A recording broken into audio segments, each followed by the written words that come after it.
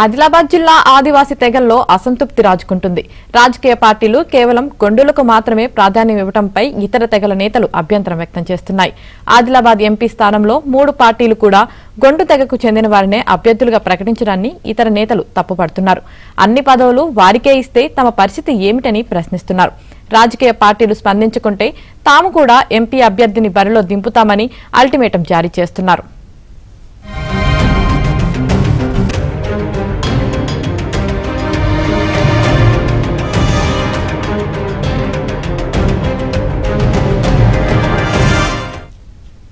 తెలంగాణలో 2 ST reserved MP స్థానాలున్నాయి. ఇందులో మహబూబాబాద్ స్థానం నుంచి కాంగ్రెస్, బీజేపీ, టీఆర్ఎస్ పార్టీలు లంబాడ తెగకు చెందిన నాయకులను అభ్యర్థులుగా ప్రకటించాయి. ఆదిలాబాద్ స్థానం నుంచి ఆదివాసుల్లోని గొండు తెగకు చెందిన నాయకులను అభ్యర్థులుగా ప్రకటించాయి.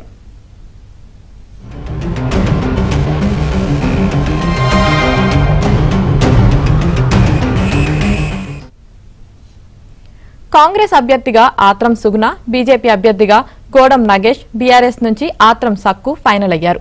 అయితే ఒకే తెగకు చెందిన వారిని ప్రధాన పార్టీలు అభ్యర్థులుగా ఎంపిక చేయడాన్ని ఆదివాసుల్లోని ఇతర తెగల నేతలు తప్పుపడుతున్నారు. తనను రాజకీయ పార్టీలు పరిగణలోకి తీసుకోకపోవడంపై గొండేతర తెగల నాయకులు అభ్యంతరం వ్యక్తం చేస్తున్నారు. ఆదివాసులు అంటే కేవలం గొండులు మాత్రమే కాదని ఆయా పార్టీలపై మండిపడుతున్నారు.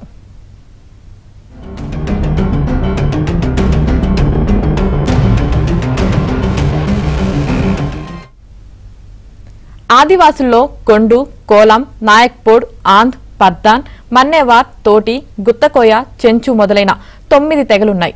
ఉమ్మడి ఆదిలాబాద్ జిల్లాలో మొదటి 7 తెగల ఆదివాసులు జీవిస్తున్నారు.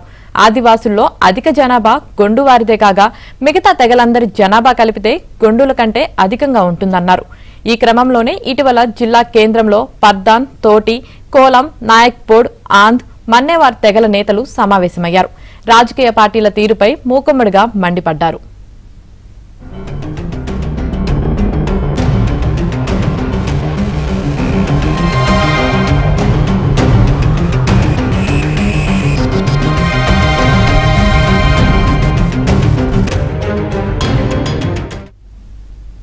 స్థానిక సంస్థల ఎన్నికల్లోనైనా పదవుల కేటాయింపుపై తమకు రాజకీయ పార్టీలు ఇప్పుడే స్పష్టత ఇవ్వాలని డిమాండ్ చేస్తున్నారు.